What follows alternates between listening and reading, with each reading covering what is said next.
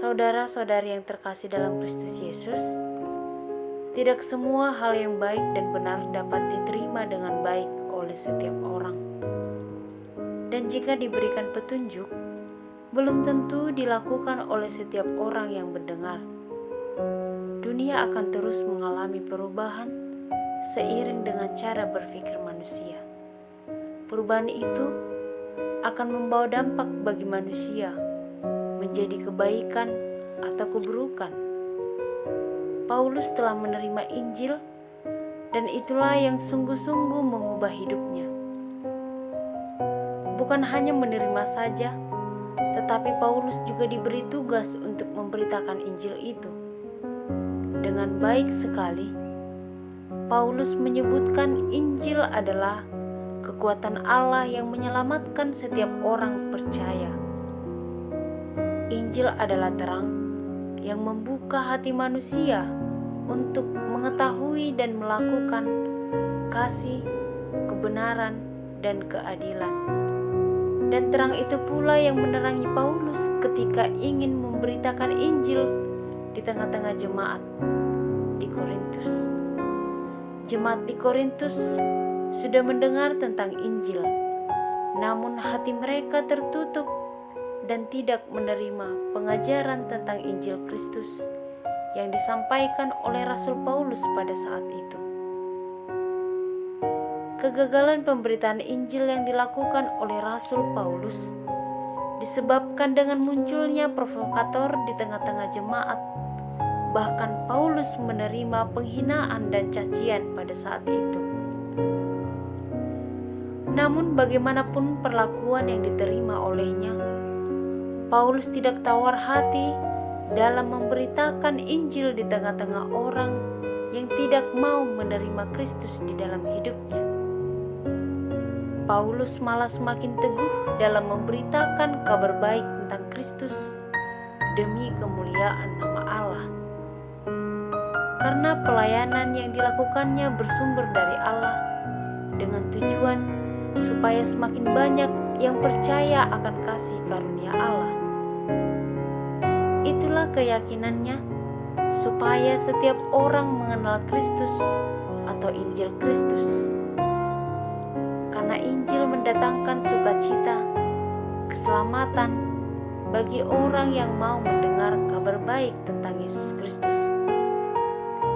Ketika manusia tidak mengenal Kristus, Paulus melihat bahwa manusia tidak menikmati sukacita dalam kehidupannya, dan mereka pun terjebak dan terjerat dalam lilitan ilah zaman, yaitu lilitan yang sangat menarik dan menjanjikan sehingga membutakan mata dan pikiran manusia, bahkan dapat membawa manusia ke dalam kebinasaan. Inilah yang menghalangi penglihatan manusia sehingga banyak yang tidak mampu melihat cahaya kemuliaan Allah. Manusia lebih banyak melihat cahaya malapetaka, kemunafikan, cahaya kehancuran, sehingga menjauh dari Tuhan.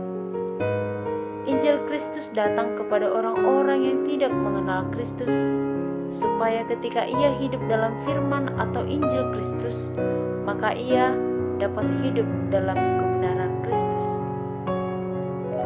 Saudara-saudari yang terkasih dalam Kristus Yesus, barang siapa yang mau hidup dalam firman dan menerima Kristus sebagai juru selamat serta pemberi sukacita, maka akan dianugerahkan Allah kepadanya kehidupan yang kekal.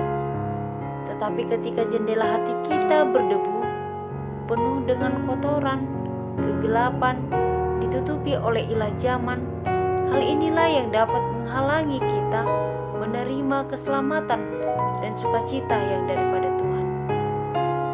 Namun, ketika jendela hati kita bersih, maka Injil Kristus akan mudah diterima dalam kehidupan kita.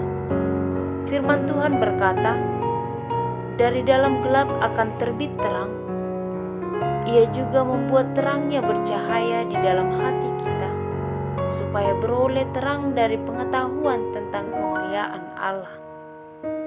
Pengenalan kita kepada Tuhan yang membawa keselamatan adalah dengan menghidupi firman-Nya serta melakukannya di dalam kehidupan kita. Selama kita tetap menerima Kristus bercahaya di dalam hati kita, maka kita akan beroleh terang dan kemuliaan dari Allah. Dan Kristus menjadi penerang dalam kehidupan setiap orang yang menerimanya. Saat ini situasi perayaan Natal, kita diajak untuk semakin terbuka untuk menerima dan mengenal betapa besar kasih Allah dalam kehidupan kita. Dia datang buat semua orang dan tidak terkecuali jika mau menerima dan percaya akan Yesus Kristus. Karena itu, mari datanglah kepadanya, sambutlah Dia yang memberi kehidupan dan sukacita bagi kita.